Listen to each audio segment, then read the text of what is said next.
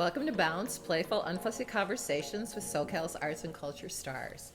I'm your host, Susan Petrella, a lifelong arts and culture patron / advocate and the rockstar consultant who rockets your business to success.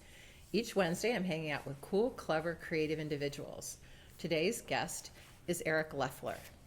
And this is what he says. In my work, I like to experiment with different ways of representing the urban landscape, which I use as a basis for combining my formal interests in color and design with my conceptual interests in politics, religion, and capitalism. And he's going to explain that to us right now. Welcome, Eric. Thank you. It's been a while since I updated that artist statement, but I think I was maybe a bit more, I guess, ambitious spec when I first made that artist statement, I suppose. But yeah, I think it does still get the gist of what my main interests are, though. That yeah, I mainly do sort of fractured landscapes that I am really influenced by, like quilt designs and patterns from textiles and things like that, and color theory, color and design is something that I've always been fascinated with ever since, I was a kid. And, seeing how colors interact with each other when they're pressed up against each other, how they harmonize, versus when they're isolated with different colored backgrounds and things, color in context. So, do you have favorite colors? Yeah, no, that's tough. That's like asking a parent to choose their favorite child or something, So what is it this week or today? Right. Yeah, I think lately I've been really into pink. A lot of pink. Okay. A lot of green, I think, as well. But obviously green, especially, I feel like there are millions of different greens, right? So more specifically, I guess, like more in the sort of teal zone, a little cooler green. Oh yeah, teal's kind of big right now. Yeah. But that's what I noticed, like moving from the East Coast, it's like the spring green is different. It's like here it's like a yellow green. Yeah. Like everything's kind of like a yellow green, and back there it's, I don't know what you call it. It's like a green. Yeah. I don't know if there's a color green. that's a green. Yeah. But I love like the color of your lipstick right now. Like that pink is like. All right. Well, we like you that. then. We like you a lot then. Oh, okay. Yeah. So what take about it easy on me now? Right? What about the patterns? You were talking about quilts, and that kind of goes back to an earlier time in your life, maybe. Yeah. I'm from Indiana originally. I grew up in Indianapolis. Indiana. Yeah, is that? And my grandparents on both sides, like my mom's mom and my dad's mom, and then their parents, and just generations of quilt makers in the family. And so I kind of grew up with all these beautiful quilts around, and it was something I took for granted when I was because you didn't really realize that at first. You had someone that kind of like pointed that out to you, right? Yeah. Well, my wife especially has been a big influence on that kind of stuff. The things my wife is from Spain, and I met her. I was living out there for 3 years, and then when she moved with me to the United States, she came with me straight to Indiana, and we were living at my parents' house, and it was a true test of her love. But did she make it? Yeah, we're still together now. Yeah, okay. And but she actually loved it. But what was cool was because she was from a totally different place. All of these little things that I didn't really notice or think about were just like so new and beautiful to her. Like I remember the first time she saw a squirrel in our front yard. She was like chasing the squirrels, like the neighbor's dogs chasing the squirrels, and there's my wife, doing the same thing. But, so she liked the quilts? Yeah, and so that was one of the things. Like she really started noticing the quilt patterns and things too, and again, it was something I hadn't thought was particularly special, right? I just grew up with it, but then I was like, oh yeah, there is like something really beautiful about this, not just the patterns and the colors and shapes all together, but just that, the tradition, the cultural tradition within, our communities of, finding, old military fatigues, old jeans, things like that then get incorporated into these family heirlooms, essentially, these quilts that get stitched together. So it's neat. Yeah, all those quilters are very upset about Joanne going out of business. Yeah, they a lot of their I know. quilting fabrics from them or whatever. Same, yeah. We were very very sad to see Joanne go. Where are we going to get all our fabrics now? So you got a fine arts degree. You also got a Bachelor of Arts in Spanish, and then you went off to Spain. So how did that inform your work, or why going to Spain? And yeah, I mean, I went to school, Indiana University, and like throughout my whole life, like in high school and college, I always had jobs. Oh, your day job? Okay. Yeah, and I usually worked at restaurants and bars and places, and pretty much the whole staff there would be Latino, and I really just wanted to know what they were talking about all the time, you know?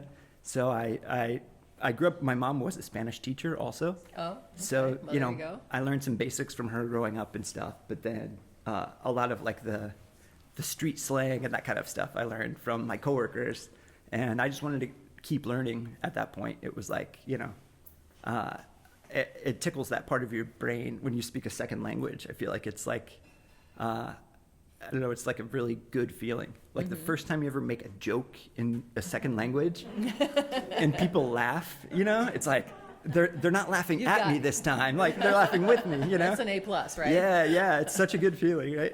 So then, so I ended up double majoring in Spanish. By the time I finished my painting degree, I only needed like one more credit to have a Spanish degree. And oddly enough, that extra credit I did, it was the summer after I finished my painting degree. And my professor was this guy, Alejandro. He was from Spain. And he was awesome. He was like the coolest teacher ever.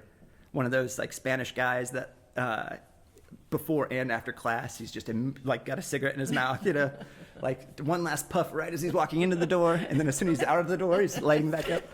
But and we would talk a lot, and because he was just giving me like a one-on-one class essentially that summer to help me out, and he was like, "There's this program you could do in Spain. I know you probably don't know what you're going to do with your life with your painting degree, you know, so maybe you can go to Spain and like teach English, and you'd have plenty of time to paint and, you know, do your own thing." And I was like, yeah, that sounds awesome. Let's do it. And so he helped me apply for this thing, and I was super lucky. Like I didn't get to choose where they sent me. So I requested like Madrid, you know, big city, and I got sent to this teeny town on the Atlantic coast, and it was called Moaña, this town. And in Moaña, there are two streets. There's La Calle de Arriba y La Calle de Abajo. And so, you know, whatever you need to find, it's either on the one that's above or the one that's below. But that's beautiful up there, that northwest, right? It Galicia? is, yeah, Galicia. Yep. Galicia. It is. It's very different from the typical image of Spain. Like, you know, we think of like desert and bullfighting and flamenco, but they're totally like, it rains a lot up there. It's very green, kind of similar to like the Pacific Northwest, where it's very mountainous, and it's like very mild winters, but then the summers are just beautiful. And what was your work like during that school? I mean, was it kind of these fractured landscapes that began to appear, or? That was something I think that started a bit more like in undergrad at Indiana, but then when I was in Spain, it was the first time I lived on a coast. And so I got a lot more influenced by just marine life, marine landscapes, which is something that's definitely continued into my work here in Long Beach. I live in Long Beach, which is a big port city. But in Moaña, where I was right across the bay from a big port city called Vigo. And in Vigo, I ended up living in Vigo eventually because Moaña was just a little too small. But Vigo was, you know, just like a more modern city and had all of like the squares and rectangles of the shipping crates, you know. Oh, right. And then things like noticing all the words, like the labels of the companies or the products that were on those crates. I started getting this funny idea of like, well, what if certain combinations of words were next to each other and they had sort of subliminal messages? And so that's where I started incorporating words into my work as well. Do you know the movie They Live, the John Carpenter movie? I don't think so. Okay, with Rowdy Piper, the wrestler. He's like the main character, and it's like this alien. These alien life forms have taken over, and he's found these special sunglasses that he can. When he puts on the sunglasses, he sees everything for what it is. And so everything that surrounds us, there's like these subliminal messages. It's like consume, buy, obey. That's where like Shepard Fairey got a lot of his Oh, like right. obey ideas from that movie. But yeah. So you're doing something like that in your work? Yeah. So I usually have, besides just, having the sort of geometric elements interacting with each other, I usually try to incorporate some sort of messaging behind it, some words that, I'm hoping the colors draw you in, and then you kind of look at it. Usually the wordplay stuff is something maybe a little funny. Maybe it's sort of non sequitur-ish, but hopefully it sticks with you afterward. Because usually it is relevant to what the subject of the painting is. I was going to say, how do those words come about for a particular painting? Yeah, usually that's the starting point for me. Oh, really? The words are? Yeah, at least the idea of what it's going to be, like conceptually. Formally, they kind of end up being the last thing because they're they're more surface. They have to be on the surface rather than right. Yeah. It's so yeah, like usually it'll be maybe a snippet from like a poem or song lyrics or a book. I'm in a book club with a group of friends. So you do keep a journal and put all that information in there and go back into it for painting ideas? Yeah, I mean, you would definitely think they're just like the ramblings of a madman. Like some of these journals I keep where it's like some turn of phrase comes into my mind and I'm like, oh, I got to remember that for a painting, and usually it's something just very mundane. I'm trying to think, I've done some that were just like live, laugh, love, never saw it coming. I don't know, just things like that that about like climate change, if so you see, it'll say like never saw it coming. And then it's like, flooded buildings and just total hellscape behind it or something, Okay, interesting. And you can read your handwriting after you write it. Okay. Yeah. I go back and I can't read my handwriting. Yeah. So now, and you teach too, I do, right? Yeah. So how did the teaching come about? So when I was in Spain, I started teaching a bit. Just that was more elementary and even like preschool kids. But that was my first like classroom teaching experience. Oh, okay. And that was actually a joy. It was really lovely because with those kids, it's like you're mostly just teaching them how to act, rather than like how to just like not pee themselves or I don't know, like. And so, it's a lot of the But content. it was art, right? Were you teaching art? I was mostly teaching English there, but I would do a lot of art-specific lessons with them. And yeah, like I remember doing this Botticelli exercise with them. And just the way these Spanish kids would say, Botticelli. It was just the cutest thing ever. But, and then from there, while I was in Spain doing that, I was also doing private English lessons just through this company out there. And so that was a lot more conversation focused with adults. And then, after moving to the US, I got a job at a community college in Indianapolis where I was teaching English for speakers of other languages, which was really an amazing experience too. Learning just in my own community there in Indianapolis, how many people were from all of these different countries from all over the world. You don't even think about a place like Indianapolis being so multicultural, right? But it's a lot of, we had tons of Burmese students, like from Myanmar, a lot of students from like the Congo, Latin America, you name it. And so like that was one of my favorite things was we would have a potluck at the end of the semester. And I'd say, bring a dish from your home country and, and then write like a paper about like how to, working on commands, how to make this recipe. So it was mainly just an excuse to have a potluck party, but, had to have a little bit of an English lesson in there as well. Yeah. But that's something I still do in my coastline classes too. We still have a potluck party at the end of every semester. Okay, so I know there's a student here. So it carries over. The end of the semester's coming up. Yeah. So start getting your ideas ready, folks. Yeah. Sounds like my 9th grade class where we like studied and somebody made peanut soup, like African peanut soup. And that sounds amazing. I went to somebody's house and we were making, egg rolls. Yeah. Yeah. It's like, yeah, it was kind of fun. Yeah, But that's what it's all about right there. so how did you segue to California and teaching art? Yeah. Various aspects of art. So then luckily that college teaching experience was Kind of gave you some street creed. yeah, totally. And yeah, it's funny, like when I was in Spain, my third year out there, I got my MFA. So I was teaching at first, and then I ended up, I met this girl who ended up, becoming my wife. So I needed an excuse to stay longer, right? Once my teaching visa had expired, I applied for this master's program, and I got in, and it was great. It was totally free, which is incredible. Yeah, I saved a lot of money. Because, the investment in a master's degree in fine art can be a tricky proposition sometimes, right? So what do you teach now here? You're at Coastline here, right? Yeah, I teach drawing and painting, and I do an art history class as well. Okay. But yeah, the way I was able to get the teaching job here at Coastline was I started working at Chapman University with their art collection, the Escalette collection, which is a really great... Yes, it's an awesome collection. Yeah. There's a Jane Bauman piece in that collection, at least. Yes, a few David Lees, right? I think, yeah. And that was actually how I was able to move to California. Was I got that job, so we packed up we had a Ford Focus at the time. Oh my God. Yeah. I had a Ford Focus. Yeah, nice, good cars, Yeah. And me and my wife, all of our belongings crammed into the Ford Focus, and Putting off to California. yeah, we drove. We made the trip in like 3 or 4 days because we had a wedding in St. Louis on Saturday, and then I had to start the job at Chapman on Wednesday. So it was like Indianapolis, St. Louis. Pedal to the metal, right? Yeah.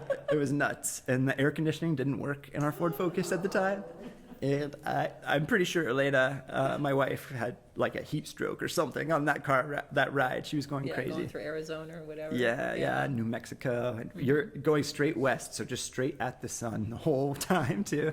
So you're teaching and creating art. Yes, I am. I love my classes here at Coastline, and then it's nice. Like I have enough time, in the afternoons and evenings and on weekends. I'm able to make my own work and focus on my studio practice. I've got a studio in Long Beach. Okay. Tell me about the piece that's here in the exhibit, Flora. Oh yeah, it is called Folklore. Folklore. Okay. Yeah, folklore. Folklore. Yeah. It's a tricky one. It is just again kind of a quilt pattern. Whenever we have these wood panel projects, these exhibitions that David puts on, it's always a really cool opportunity to just sort of experiment with something new. And so for this one, I decided to just focus on like kind of flat shapes and the way that these floral patterns and colors interact with each other. And then I also was experimenting with some new materials. I had never used acrylic gouache before. Oh, okay. So I went and bought some acrylic gouache just to get familiar with it. And what do you usually work with? Really liked it, but I usually work with oil in my oil. studio. Oh, Curtis, okay. Yeah. But Curtis, it makes a lot more sense. His work, like, it merits oil. Mine, it's really, sometimes I'm just like, why am I using oil paint for this? Because it's Why are you using oil paint? I think I'm a creature of habit, but I also there's something kind of fun about it. I just enjoy the tactile qualities of oil paint, and then my color. I've got this just amazing stash of colors that I can't let go of that. So I gotta keep using those. And I do what I like to do sometimes is I'll start with acrylic, the first couple layers or something, because you can do acrylic first and then oil on top, but not vice versa. So I'll do like an initial pattern in acrylic, and then I'll use the oil paint to kind of do some extra layers on top to get sort of textural effects and kind of fun interactions with, more transparency, or, mixing some extra turpentine or linseed oil with the oil paint to get, weird surfaces. So do you work on one painting at a time or 10 like? Yeah, that depends. It's like, sometimes I'm really motivated to try to do one specific thing.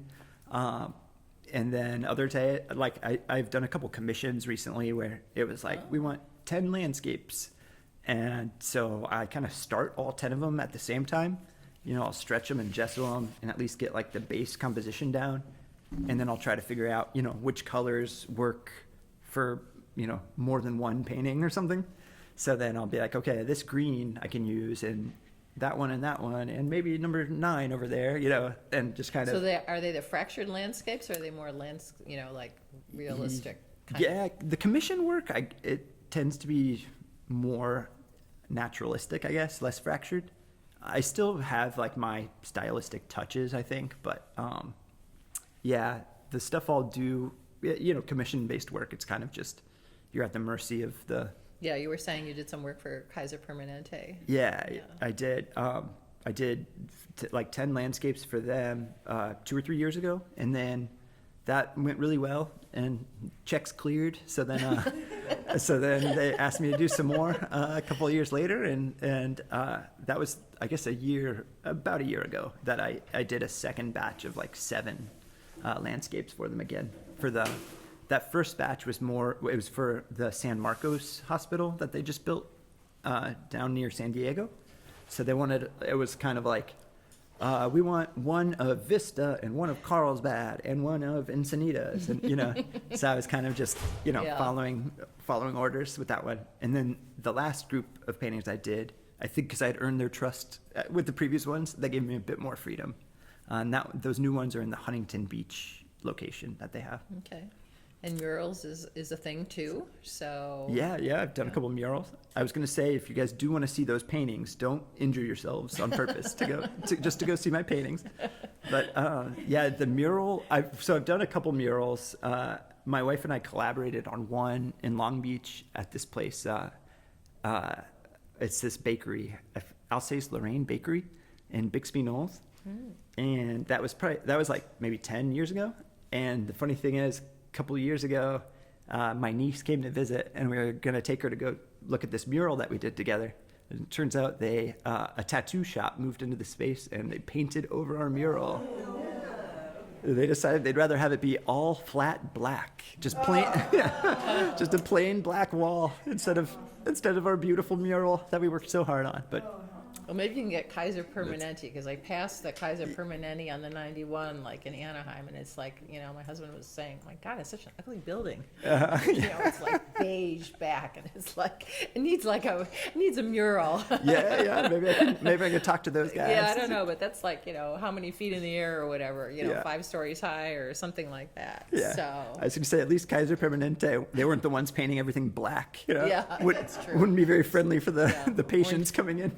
Orange County loves beige, so. Yeah, for sure. So what are you working on now? So I've got, oddly enough, one like enormous canvas that I'm doing. I tend to usually work within like maybe 3 feet by 4 feet, kind of.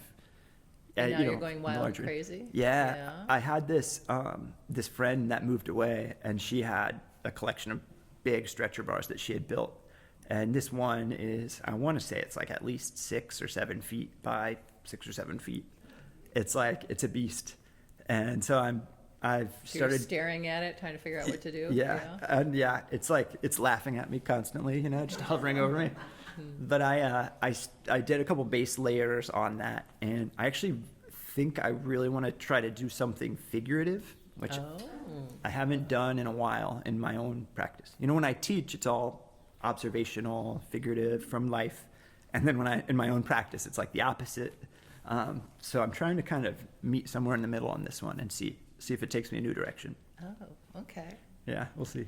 And for your students, if you could give them one piece of advice as artists, is that possible? Oh, wow, yeah. Putting you really on the spot here. No. Where is that young woman? I think the key for me was like a big breakthrough for me was just realizing that, you can do anything you want. So when I first was in like the painting program at Indiana, in order to get into the program, it was like very prescriptive, like figure an interior, observational, that kind of thing. And then once I proved I had like the chops to get into the program, then they're like, okay, now you're free you have your studio, you can do whatever you want. And so naturally I was kind of like, oh, I guess I'll just keep doing the stuff that got me in here, right? and it was terrible. I was making the worst work of my life, and I was like so uninspired, right? And eventually I started thinking, like, I was really into like Sudoku puzzles and crossword puzzles at the time. And I had one of my professors, he would do these slideshows just about art history. And he was showing us like Gerhard Richter, Ellsworth Kelly this one day, just, you know, a lot of those abstract impressionists and minimalists, and just modernism in general. I got really into, I've always been really into. And I was like, oh my gosh, like I saw these Ellsworth Kelly and Gerhard Richter square compositions. I was like, I could do that. And, you know, I can get away with that, you know, like, and so I started using grid, you know, the Sudoku grid as like the template for, you know, almost literally paint by numbers, you know, like put a number in each square, and whatever number that is there, you know, has a specific color assigned to it, that kind of thing. And so, yeah, I guess to make a short story long, you know, just keep looking at stuff that you like, figure out what you like the best, and then see how it inspires you to do things that you like, you know, keep making things that you like, and it won't be so terrible all the time, you know? Okay. Well, on that lovely advice note, Yeah. I want to thank you, Eric, for sharing your story with us. Thank you for having me. Bounce. A special thank you to our generous sponsor, Coastline College, its Fine Arts Department and Art Gallery, David Michael Lee, director, curator, and professor. Lots of hats, this guy. He's also our wonderful producer. Thank you, David. Until next time. Thank you.